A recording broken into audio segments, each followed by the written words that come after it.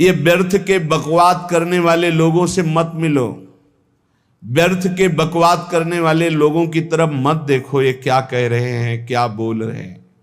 और तुम भी व्यर्थ का बकवाद मत करो। अपने समय को कीमती मान करके निरंतर प्रिया प्रीतम का नाम जप करो, उनके गुण लीला गाओ, उनकी सेवा में रहो। कभी प्रपंच की बातें, कभी प्रतिष्ठा का चिंतन, कभी नाना प्रकार के मान सम्मान का चिंतन, ये घुसने ना पावे हृदय में। बहुत सावधान रहना चाहिए साधक को। ऐसी बातें देखो मत, ऐसी बातें सुनो मत जिससे तुम्हारा हृदय उद्विग्न होकर प्रभु का चिंतन छोड़ दे। बंद करो अभी। अन्य लोगों के संग का त्याग कर दो, जो भगवत विमुख वार्ता करते हैं, संत निंदा करते हैं, दूसरों की निंदा करते हैं। कुछ हाथ नहीं लगता, ये लोग दुर्गति को प्राप्त होने वाले हैं। भक्तन निंदा अति बुरी भूल करे जिन कोय, किए सुकृत बहु जन्म के छिन में दारे खोए। पर निंदा के किए ते नहीं आवत नहीं कछुआत, मूर्ख पर्वत पाप को ले चल अपने साथ। तो अलम कश्यापि संगत्या, ऐसा संग मत करो जिनके पास बैठने से भक्त निंदा, जन निंदा, भगवत निंदा हो। ऐसे से दूर रहो। अलम बंद कर दो ऐसे लोगों का संग। रात दिन हम श्यामा श्याम का नाम जप करेंगे, श्यामा श्याम के लीला गुण गाएंगे, श्यामा श्याम के ही धाम का शोभा का चिंतन करेंगे। जब तुम अपना जीवन श्यामा श्याम के चरणों में न्यौछावर कर दोगे तो पूरा भार श्यामा श्याम ले लेंगे और तुम्हारे हृदय में मस्ती आ जाएगी। जो ऐसा निश्चयी होता है, दृढ़ निश्चयी, उसके अंदर दृढ़ विश्वास, तो उसके हर समय भगवान की स्फूर्ति होती रहती है। भारी प्रतिकूलता में भी भगवान का सानिध्य अनुभव होता है। वो अनुकूलता में तो भगवान के दुलार को देखता है, लेकिन प्रतिकूलता में भगवान की विशेष कृपा को देखता है। ये संयोग, ये वियोग, संसार की ये द्वंद्वमयी वृत्तियां भक्तों के हृदय में नहीं चुभती। आए की हुज्जत नहीं, गए की तलाश नहीं, क्योंकि नित्य संयोग भगवत स्मृति के प्रभाव से प्रभु का रहता है। शोक, विषाद बहुत ध्यान देने योग्य विषय है। तभी लोगों को ऐसा लगता है कि ऐसा कैसे हो सकता है। भक्त के चरित्रों को जब सुनते तो लगता है ऐसा कैसे हो सकता है, ऐसी परिस्थिति में भी ऐसा कैसे हो सकता है। क्योंकि तुम मानसिक बुद्धि से युक्त हो और वो भागवतिक स्थिति से युक्त है, इसलिए तुम उसको पार पा ही नहीं सकते। जब तुम अपना जीवन श्यामा श्याम के चरणों में समर्पित कर देते हो हृदय से, फिर उनकी कृपा से सब विघ्न दूर हो जाते, एक अपार मस्ती रहती है। नहीं तो शोक, विषाद, दुख, क्लेश, कष्ट, संताप, भय, उद्वेग, ये सदैव सताते रहते हैं। इसी से डिप्रेशन होता है। बार बार नकारात्मक चिंतन, शोक, विषाद, दुख, चिंता, क्लेश, संताप, भय, उद्वेग, यही पूरे मानसिक स्तर को नष्ट कर देते हैं। उत्साहहीन जीवन हो जाता है। जब तुम श्यामा श्याम को समर्पित हो जाते हो तो ये सब प्रवेश भी नहीं करते, एक अपार मस्ती बनी रहती है। अब क्या होगा? श्यामा श्याम जो करेंगे वही होगा। श्यामा श्याम पता नहीं कैसा करें, नहीं, वो सदैव मंगल भवन है, वो जो करते महामंगल होता है। यह निश्चय उपासक के हृदय में आ जाना चाहिए। इसलिए अपना सारा मन, सारी बुद्धि, सारा जीवन, प्रत्येक श्वास प्रभु को अर्पण कर दो, फिर देखो तुम निहाल हो जाओगे। दुख, शोक, विषाद, क्लेश, कष्ट, संताप, भय, उद्वेग, ये उसी को व्यापते हैं जिसने अपने जीवन को प्रभु के चरणों में अर्पित नहीं किया। इसलिए तुम अपना सारा मन, सारी बुद्धि, सारा जीवन, प्रत्येक श्वास केवल प्रभु को अर्पित कर दो, फिर देख लेना श्वास कैसे अर्पित की जाती, राधा राधा राधा। बुद्धि कैसे अर्पित की जाती, एकमात्र निश्चय कि भगवत सुख ही सुख है, ये जागतिक सुख सुख नहीं, ये दुख है, ये ऐसा दलदल है जिससे आज तक कोई नहीं निकल पाया। सारा मन, हम मन से केवल प्रभु का मनन करें, बार बार मन को संसार से हटा के नाम में, रूप में, लीला में, धाम में लगाएं। बहुत प्रसन्नता हो जाती है उस उपासक के हृदय में जो अपना मन बुद्धि प्रभु के चरणों में अर्पित कर देता। भगवान ने तो इसको बहुत उत्तम स्थिति बताया है कि मेरे से कभी वो अलग हो ही नहीं सकता यदि मन बुद्धि अर्पित कर दिया। मयि वो मन आधत्स्व मयि बुद्धिम निवेशय, तो निवश्य मयि एव अत ऊर्ध्वम न संशया, बिल्कुल संशय नहीं, वो मेरे में ही निवास करेगा जिसने मन और बुद्धि अपनी मेरे में अर्पित कर दी। बहुत प्रसन्नता रहेगी उस उपासक के जीवन में जो अपने आप को मन बुद्धि सहित प्रभु के चरणों में समर्पित कर दिया है। भगवान का आश्रय लेने वाले की पहचान है हर परिस्थिति में प्रसन्न रहना। देखो आप भगवद आश्रित हो कि नहीं, देखो अनुकूल परिस्थिति में तो सब प्रसन्न रहना, लेकिन प्रतिकूल परिस्थिति में प्रसन्न रहना ये भगवान के भक्तों का लक्षण है। हर परिस्थिति में प्रसन्न रहना ये भगवान के भक्तों का लक्षण है। आनंदगन भगवान का आश्रय मिलते ही आनंद छा जाता है हृदय में। उनके पास आनंद का अभाव होता ही नहीं है। जैसे सूर्य का प्रकाश उदय होते ही सूर्य का प्रकाश संपूर्ण अंधकार को नष्ट कर देता है, ऐसे ही भगवान का संपूर्ण आश्रय लेते ही सब दुख चिंता शोक नष्ट हो जाते, आनंद ही आनंद। तुम भगवान के मंगलमय रूप को नहीं जानते हो, पर उनके मंगलमय भाव को, विधान को मानना शुरू कर दो।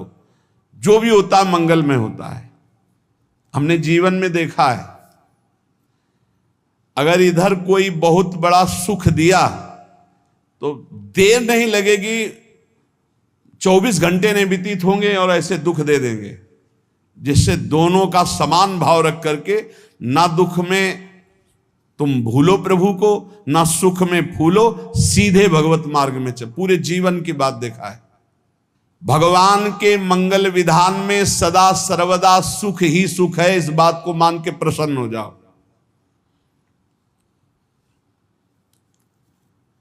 जब भगवान का भजन करने वाले की तन्मयता बढ़ती है भजन में, तो द्वेषी जन अपने आप तैयार हो जाते हैं। भक्त कभी किसी से द्वेष नहीं करता, अपने आप वो द्रोह करने लगते। तो नरसिंह मेहता जी से बहुत गांव के कई लोग थे जो जलते थे, ऐसे जलते थे कि अब क्या करें, कैसे मिटा दे नरसिंह मेहता जी को। अब उपाय तो मिल नहीं रहा था। तो एक दिन संतों की मंडली आई और उन्होंने कहा कि हम रास्ते में कोई चोर आदि धन ना ले ले, इसलिए यहां से किसी की हुंडी चलती है क्या द्वारिका में? पहले ऐसा था। बोले हाँ, हमारे यहां बहुत बड़े सेठ हैं नरसिंह मेहता जी, पर आप कहोगे वो मना कर देंगे। कई बार कहोगे, अगर वो स्वीकार कर ले तो वहां। और उनका लक्ष्य था कि नरसिंह मेहता जी की तो खाने की भी सुविधा नहीं थी, हुंडी कहाँ की बात आई। उनका था कि जब वो ना कहेंगे तो संतजन नाराज हो जाएंगे, अगर हाँ कह दिया तो वहां हुंडी चुकेगी नहीं, तो संतजन अपने आप इनको शाप दे देंगे, अपराध बन जाएगा, ये नष्ट हो जाएंगे। संतों को भेजा नरसिंह मेहता जी ने, सबकी दंडवत की, चरण पखाड़े। तो उनका ये इतना रुपया है, द्वारिका में साधु सेवा हम करेंगे, वहां तुम्हारी हुंडी चलती है तो आप अरे उनका आप कहाँ भूल रहे हो, यहाँ खाने की भी व्यवस्था। बोले हमें सब पहले से बता दिया गया कि आप मना करोगे, बार बार मना मत करो, हमें पता है। तो उन्होंने ठाकुर जी की तरफ देखा, बोले क्या लीला है प्रभु, संतों से हम क्या कहें, ये ले रुपए। उस समय स्वर्ण की मोहरें चलती थी, बेच के बाजार से खूब उन संतों को पवाया, उन्हीं संतों की सेवा की। और उनका अपने सेठ का नाम तो बताओ जहां हमें जाके हुंडी मिलेगी। सेठ, सावल शाह सेठ। संत जन गए वहां, पूछा कि नरसिंह मेहता जी का जिन सेठ से परिचय, उनका नाम सावल शाह सेठ, उनकी गद्दी कहाँ है? तो जो कुछ भक्त थे वो द्वारिकाधीश की तरफ संकेत करते कि वही हैं। बोले नहीं नहीं, वो सेठ है, उनकी गद्दी चलती। पूरी बाजार में कहीं कोई। अब संत जन एकांत में होकर के बहुत विचलित हुए, क्या हमारे साथ धोखा हुआ? नरसिंह मेहता जैसा संत क्या धोखेबाज हो सकता है? देखो, संशय तो बहुत विचित्र होता है, बड़े बड़ों को संशय हो जाता है। जब भगवती सती जी को संशय हो गया, राम जी को हे खग हे मृग हे मधुकर श्रेणी ऐसा पूछते हुए कि सच्चिदानंद कैसे हो सकते, तो किसी को हो सकता है, क्योंकि वो बुद्धि की अधिष्ठात्री देवी है। जो ही उनके मन में ऐसा आया कि क्या हमारे साथ धोखा हो रहा है, इतने में ही देखा जय हो सावल शाह सेठ की। वो कहा सावल शाह सेठ, तो देखा बढ़िया मुनीम जी उनके साथ, तो सेठ बस्ता लिए हुए मुनीम जी, सरकार इधर से चलो।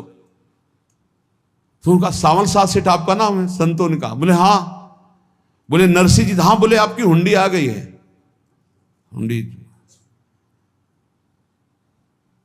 एक कागज में लिखा कि ये हमारे सेठ जी को दे देना। वैसे लोग मुझे माखन चोर कहते, कोई कुछ कहता, लेकिन आपने सेठ बना दिया।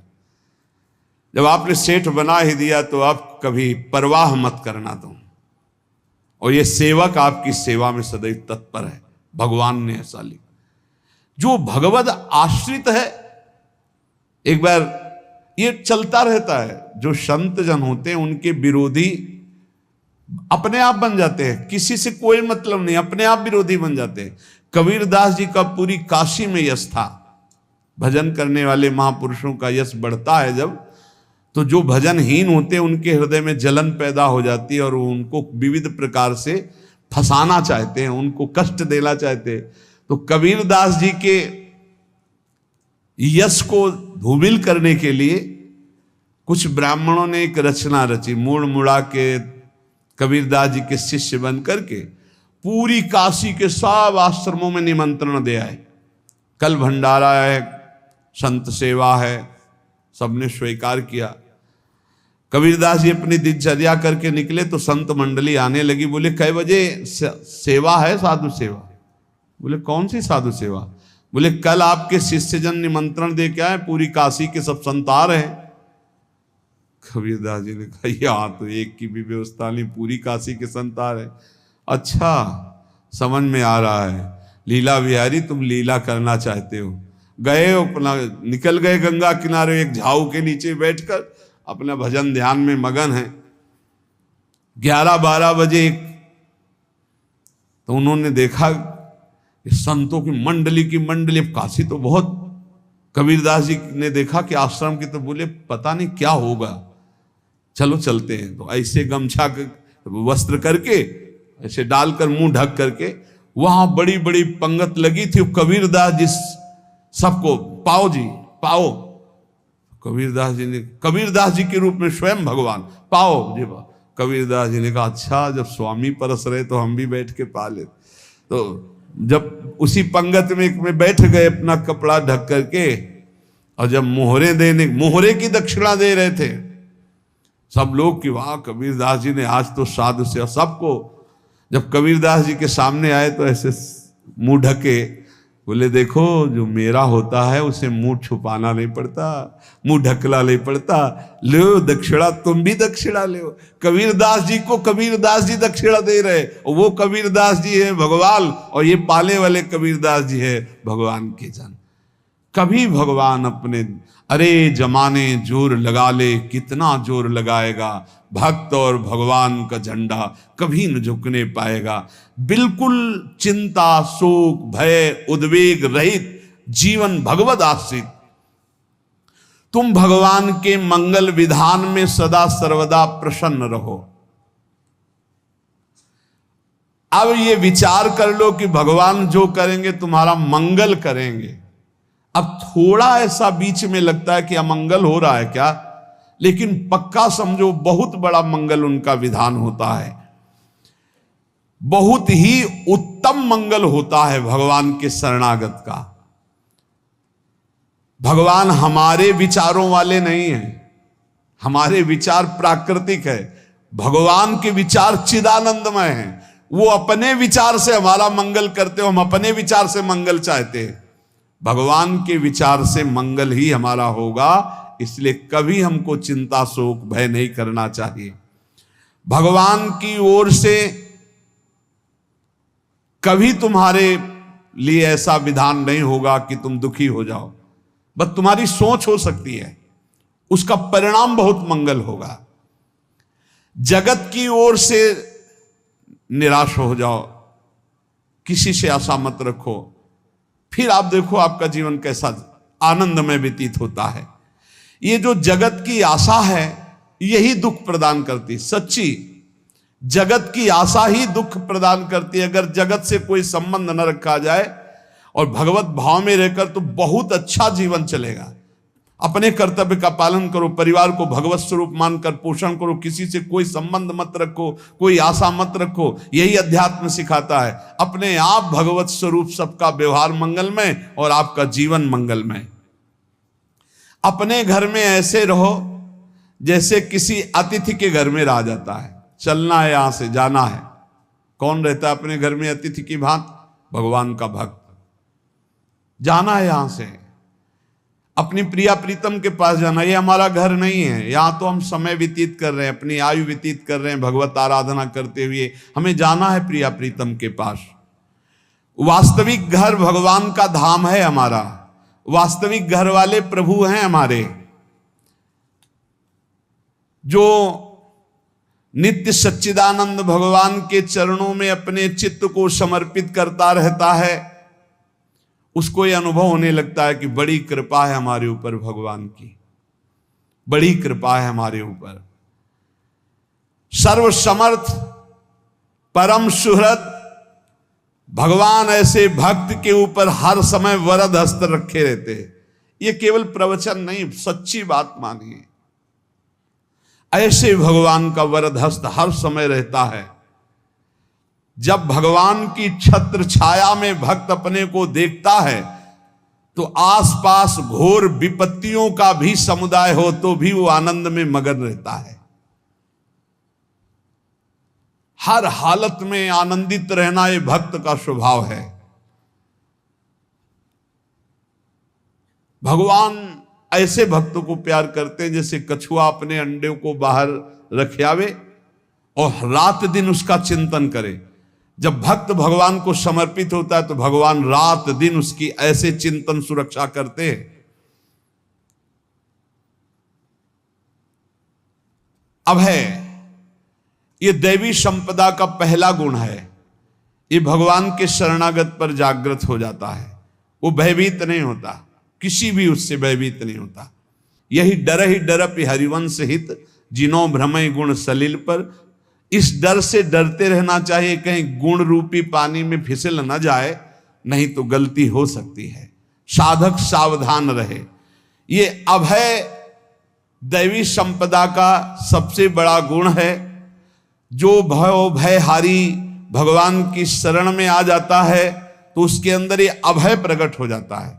अगर कहीं तुम्हें एकांत में भय लग रहा है, एक आदमी तो एकांतिक में आए थे, वो कह रहे थे कि हमें हर समय भय लगा रहता कि कोई हमारे पीछे है, अंधेरा तो लगता कोई खड़ा है, मैं जीना मुश्किल हो गया, ऐसा भय। देखो ये मन कैसा है, भगवान से विमुख होने पर कैसे डरवाता है। वो कह रहे हैं हर समय मुझे डर लगा रहता है, कोई सामने खड़ा है, कोई पीछे खड़ा है, ऐसा भय लगने लगता है। और जब भगवान की शरण में आ जाते हैं तो ये अभय स्थिति हृदय में जागृत हो जाती है। कोई भी भय आसपास आ ही नहीं सकता, यहां तक कि नरक का भी भय खत्म हो जाता है जो भगवान की शरण में है। महापापी भी पुण्यात्मा महान भक्तों के समान वो उत्तम गति को प्राप्त हो जाता है जो भगवान की शरण में हो जाता है। पर ये जो भोगों का आश्रय लिए हुए हैं, मनमानी आचरण कर रहे हैं, ये कभी उस अभय को जान ही नहीं सकते कोई अभय पद है क्या। इनको तो कदम कदम पर शोक भय और दुख की प्राप्ति होगी। कोई बचा नहीं सकता जो भोगों में लगे हैं, मनमानी आचरण कर रहे हैं। अगर निर्भय होना चाहते हो, परम सुखी होना चाहते हो, तो भगवान के शरणागत हो जाओ। सारे जगत को अभय दान देने वाले भगवान हैं। भगवान का एक प्रण है, मम पन शरणागत भयहारी। जो मेरी शरण में आ गया उसके भय का मैं नाश कर देता हूं। साधना में अवस्था मन की मानी जाती है कि आप कितने अच्छे साधक हैं। यदि आपका मन भगवदाकार है, हर समय भगवत चिंतन चल रहा है, आपके स्वप्न भागवती का रहे हैं, आपके विचार भागवतिक हैं, तो आपकी अच्छी साधना हो रही। और यदि आपके स्वप्न गंदे आ रहे हैं, क्योंकि स्वप्न में मन का ही सारा खेल होता है, और आपकी चिंतन वृत्ति वासनात्मक चल रही, तो अभी साधना का प्रभाव मन पे नहीं पड़ा है। जिसका मन हर समय भगवत चिंतन करता रहता है, वो जीते जी जीवन मुक्त हो जाता, अनुभव होता है। जैसे किसी ने कहा कि हमें कैसे पता चलेगा कि हमारा काम हो गया है, तो जैसे आप भोजन पा लेते हैं तो किसी दूसरे से गारंटी थोड़ी लेनी होती कि हम छक गए हैं क्या, आप जरा बताना हम छक गए हैं क्या।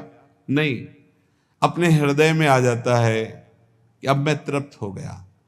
ऐसे ही अपने हृदय में आ जाता है कि मेरा काम हो गया, अब मेरा जन्म नहीं होगा। ये हृदय में आ जाता है, अपने आप अनुभव में आ जाता है। जब स्वरूप बोध होता है तो किसी और से सलाह थोड़ी लेनी होती है, वो अपने आप अनुभव में आ जाता है। हाँ, यदि गुरुदेव का वर्ण नहीं किया है तो फिर आपको किसी न किसी गुरु से प्रमाणित करवाना पड़ेगा। अगर गुरुदेव का वर्ण किया है तो वही मंत्र, वही नाम, वही गुरु शरणागति आपको अंदर से पुष्ट कर देगी कि आपका काम हो गया है।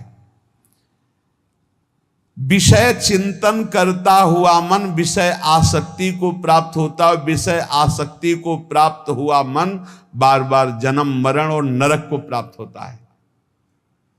बस ये विषय चिंतन हटाना ही प्रमुख कर्तव्य साधना का है। बार बार मन को विषयों से हटा करके प्रभु के नाम में लगाओ, प्रभु के रूप में लगाओ, प्रभु की लीला में लगाओ। जहां भगवान प्रकट होते हैं वहां परमानंद की बाढ़ आती है। पर ये ध्यान रखें, गुलाब का फूल कांटों में खिलता है, उसकी सुगंध लेनी, फूल लेना है तो कांटों से बचाकर। ऐसे ही जब आप भगवत चिंतन के लिए चलेंगे तो आपका चिंतन चुराने के लिए माया विविध नाटक करेगी, कांटे फैलाएगी। कोई तुम्हारी निंदा करेगा, कोई अपमान करेगा, कोई उपहास करेगा, तुम्हारी अव्यवस्था हो सकती है, तुम्हारी परिस्थिति बहुत भयावह हो सकती है। इन परिस्थितियों में भी भगवत चिंतन का तार ना टूटने पावे तो आगे गुलाब का फूल है।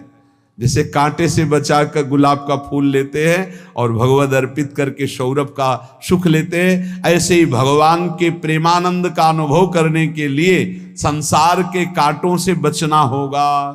और खिलेगा यही फूल संसार में ही, मनुष्य देह में, और योनियों में नहीं। भगवत प्राप्ति स्वर्ग में नहीं होगी, इसी मृत्यु लोक में होगी। पहले मन नहीं लगता भगवत चिंतन में, भगवत चिंतन जबरदस्ती करना पड़ता है। भगवत चिंतन जे ही प्रारंभ करोगे ते ही बहुत बाढ़ आ जाएगी पाप चिंतन की। ध्यान दीजिए, बहुत लोग प्रश्न करते रहते हैं कि हम जब भजन में बैठते हैं तो बहुत गंदी बातें आती, मन बड़ा चंचल होता है, भाग जाता है। ऐसा प्रारंभ में जब कोई भगवत चिंतन प्रारंभ करता है तो उसका मन विषयों में भागता है, गंदी बातों में भागता है। अब लोग कहते पहले तो हमारा चिंतन बढ़िया होता था, अब चिंतन नहीं होता। तो कोई सिद्ध पुरुष थोड़ी हो गए, तुम्हें जबरदस्ती चिंतन करना होगा। जगत के प्राणी में जहां मन जाए तो इसमें भी भगवान, पदार्थ में मन जाए तो उसमें भी भगवान। जहां जहां मन जाए वहां वहां भगवान देखो, या मन को हटाकर नाम मंत्र में लगाओ। ऐसे भगवत स्मृति जागृत की जाती, बार बार प्रयास करना होता है। कई लोग ये प्रश्न करते हैं कि हमसे बड़े पाप हो गए तो क्या हमें भगवान की प्राप्ति हो जाएगी?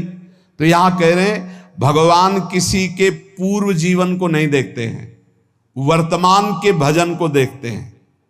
पकड़ो इस बात को। अगर वर्तमान में आज आप सुधर गए हो, नाम जप कर रहे हो, तो आप भक्त हो। ये गीता जी में भगवान ने कहा, अपिचेत सुदुराचारो भजते माम अनन्य भाग साधुरेव समंतव्या सम्यक व्यवसिता। ऐसा बहुत दुराचारी पहले रहा है, बाद में उसके मन में आ गया कि भगवान के सिवा हमारा कोई कल्याण करने वाला नहीं, हमारा कोई नहीं। तो भगवान कहते हैं मैं उसे साधु ही मानता हूं, उसे साधु बना देता हूं। भगवान किसी के पूर्व जीवन को नहीं देखते। बहुत बढ़िया बात है। कल तक हम क्या करते रहे भगवान नहीं देखते, आज क्या कर रहे हो ये देखते हैं। यदि आज आप भजन में लग गए हो, अच्छे आचरण कर रहे हो, तो आपको भगवत प्राप्ति हो जाएगी। भगवान ये नहीं देखते कि पूर्व में पुण्यात्मा रहा है कि पापात्मा रहा है। भगवान वर्तमान में देखते कि मेरा भजन कर रहा है, बस इसी से कल्याण कर देते हैं। पकड़ो इस बात को, तो कभी प्रश्न नहीं उठेगा कि क्या हमको भी भगवत प्राप्ति हो सकती है क्या। हमारा मन यदि श्री भगवान को चाहने लगे तो श्री भगवान हमारे मन में ही आकर बस जाएंगे। भगवान की रूप माधुरी में मन डूबने लगेगा। यथार्थ सत्य, जो भगवान से थोड़ा भी प्यार करने लगे हैं, उनके हृदय में भगवान की उनकी भावना के अनुसार झलक आने लगी है।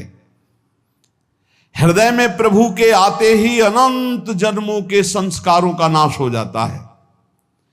इसलिए तुम अपने पहले वाले घृणित जीवन को याद भी मत करो और उसको सोचकर जरा निराश भी मत हो। अमावस्या में घोर अंधकार रहता है, पर प्रातः काल में अंधकार नष्ट हो जाता है। ऐसे ही नाम का उच्चारण करते ही तुम्हारे जितने पाप अंधकार हो सब नष्ट हो जाएंगे। तुम चाहो कि एक क्षण भी प्रभु को ना भूलो। अब वर्तमान में ऐसी स्थिति बनाओ। जो प्रभु को नहीं भूलने की चाह करता है कि मुझे ऐसी स्थिति प्राप्त हो कि मैं कभी प्रभु को ना भूलूं, तो सच्ची मानो और कोई बात भगवान सुने ना सुने, ये बात जल्दी सुन लेते हैं।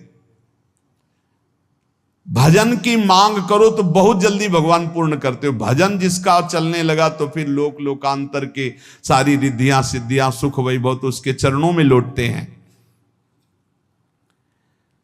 जब हम प्रभु से प्रभु का स्मरण न मांगकर भोग मांगते हैं, तभी हमारा भजन रुक जाता है, भजन नहीं चल पाता। यदि हम प्रभु से केवल भजन मांगे तो विश्वास करो ब्याज में सब हो जाएगा। मूल भजन तो आपका बचेगा ही, ब्याज में लोक लोकांतर के भोग आपके चरणों में लुटते घूमेंगे। आप भजन करके तो देखो। अरे घिघियाने की जरूरत नहीं, किसी से मांगने की जरूरत नहीं, भजन करके देखो, सब ठीक हो जाएगा, सब अपने आप बन जाएगा। हम बहुत बड़ी भूल कर देते हैं कि थोड़ा भजन करके प्रभु से कुछ सांसारिक वस्तुएं, स्थितियां, परिस्थितियां बदलने की मांग कर लेते हैं, जिससे भजन छूट जाता है। प्रभु की स्मृति इतनी महान है कि जिन्होंने बैर भाव से प्रभु का स्मरण किया उनको भगवान की प्राप्ति हो गई। जैसे कंस आदि भगवान से बैर ही तो रखते थे, लेकिन भगवान की स्मृति रहती थी। स्मृति ने उनको भगवत प्राप्ति करा दी। स्मृति में महान सुख है, पर वो जब भक्ति रस से युक्त स्मृति होती तब माधुर्य रस, प्रेम रस का अनुभव होता है। कल्याण तो वैर भाव से स्मरण करने वालों को भी प्राप्त हो गया। यदि आप भक्त हो और ये चाहते हो कि आपकी भागवती की स्थिति बहुत जोर की हो, तो हम आपसे प्रार्थना करते हैं कि रोज प्रभु से एक ही बात मांगिए, मुझे अखंड स्मृति दीजिए। अर्जुन जी को पूरी गीता जी सुनने के बाद यही मिला, नष्टो मोहा स्मृति लब्ध्वा। स्मृति, प्रभु आप हम पे ऐसी कृपा कर दो कि हमारे हृदय में किसी और व्यक्ति, वस्तु, स्थान की स्मृति न रह जाए, केवल आपकी स्मृति रह जाए। ये चाह भगवान बहुत जल्दी पूर्ण कर देते हैं यदि उपासक हृदय से ये बात मांगे। भगवान की कृपा से ही ऐसा हो सकता है कि अखंड स्मृति ये कर्म फल से नहीं मिलती है। प्रभु के प्रति निर्भर होकर जो दैन्यता पूर्वक प्रभु से मांगता है और हर समय अभ्यास करता रहता है भगवत स्मरण का, उसको ये स्मृति मिलती है। और स्मृति मिल गई तो इससे बड़ी कोई स्थिति नहीं, हर समय भगवान का स्मरण। प्रभु से मन प्रतिपल नया नया स्वाद लेकर के आसक्त होता रहता है, नवम नवम। प्रभु कभी बासी नहीं होते। जैसे किसी व्यक्ति को देखो तो देखते देखते मन हट जाएगा कि देख लिया बहुत सुंदर है, ठीक है, लेकिन वो एक दिन मन हट जाएगा। और प्रभु की सुंदरता नवम नवम है, प्रभु के नाम का स्वाद नवम नवम है, प्रभु की लीला का स्वाद नवम नवम है, प्रभु के धाम की शोभा नवम नवम है। जैसे आचार्य महाप्रभु हरिवंश चंद्र जी कहते, नयो नेह नवरंग नयो रस नवल श्याम वृषभानु किशोरी, नव पीतांबर नवल चूनरी, नई नई बूंदन भींजत गोरी, नव वृंदावन हरित मनोहर, नव चातक बोलत मोर मोरी, नव मुरली जो मल्हार नई गति, सब कुछ नया। तो नवम नवम प्रभु प्रतिपल नवम नवम प्रभु का रूप, प्रियाजू का नवम नवम, अबहीं और अबहीं और अबहीं और है। तो कहते हैं जब मन निरंतर स्मृति में डूबता है तो जब प्रभु की रूप माधुरी प्रकाशित होती तो ऐसी नवम नवम कि कभी ये नहीं होता कि रूप बासी हो गया। ये वही रूप है जो हमने अभी देखा था, नवम नवम। इसलिए आनंद की उफान आती रहती है उपासक के हृदय में। ऐसी प्रियता, ऐसा आनंद बिना भजन के नहीं अनुभव में आएगा। इसलिए तुम विश्वास करो, तुम्हें बहुत सुंदर सुख मिलने वाला है, आगे अपार सुख मिलने वाला है। ये थोड़ा दुख का समय काट लो, जब तक जीवन है ये दुख सुख की लहर आती रहेगी, आप इसको सह जाओ, आगे बहुत आनंद है, विश्वास मान लीजिए, बहुत आनंद है। जो ये विश्वास कर लेता है वो प्रभु के मार्ग में चलकर प्रभु को प्राप्त कर लेता है। नहीं तो इतने रोड़े हैं कि आप ऊब जाओगे, बहुत रोड़े हैं।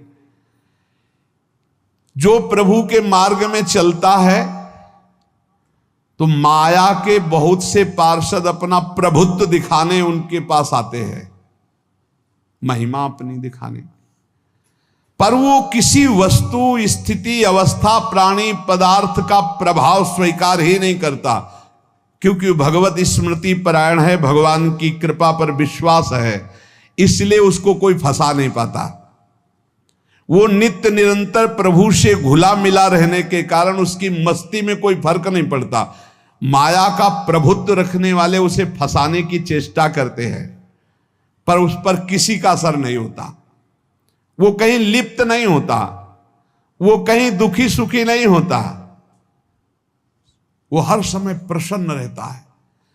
तुम देखो, हर समय प्रसन्न रहते हो? यदि नहीं तो तुम किसी व्यक्ति वस्तु का आश्रय लिए हुए हो, प्रभु का नहीं। अगर हां तो हर समय प्रभु का स्मरण चलना चाहिए, हर समय प्रभु के आश्रित हो, फिर देखना ये आनंद, ये प्रसन्नता क्या रूप रखती है। बड़े बड़े मस्त संतों को देखा, मस्त ऐसे उन्माद में मस्त, हे उस सुख के लिए ललचाओ, कब तक जन्मते मरते रहोगे, कब तक बार बार दुख भोगते रहोगे, कब, बड़ा प्रपंच है ये। भगवान का स्मरण परम पुण्यात्मा पुरुष का हृदय माना जाता है, बहुत पवित्र हृदय, बड़ा पुण्यात्मा हृदय जिसमें भगवान का स्मरण। भगवान का विस्मरण पापात्मा पुरुष, भयानक विपत्ति दुर्भाग्य आते हो। सुदृढ़ निश्चय करो, अब हम भगवान के स्मरण में अपना समय व्यतीत करेंगे। मेहनत करो, कार्य करने के लिए कोई मना नहीं, आप नौकरी करो, किसानी करो, व्यापार करो, पर अंदर अंदर भगवत स्मृति, भगवत स्मृति ही सबसे बड़ी स्थिति है। अब चाहे हम जीवित रहें, चाहे हमारे मरण जैसी विपत्ति आ जाए, चाहे सब हमसे हट जाए, चाहे सब हमको नमन करें, अब हम दृढ़ निश्चय करके केवल भगवान के स्मरण करते हुए इस संसार के बीच समय व्यतीत करेंगे। अब हम चूकने वाले नहीं। ये नियम लीजिए, चाहे जीवन रहे या ना रहे, चाहे मरण जैसा कष्ट आ जाए, चाहे सब वियोग हो जाए, सब चले जाए, चाहे सब संयोग हो जाए, सब नमन करें, अब हम प्रभु का स्मरण नहीं छोड़ेंगे।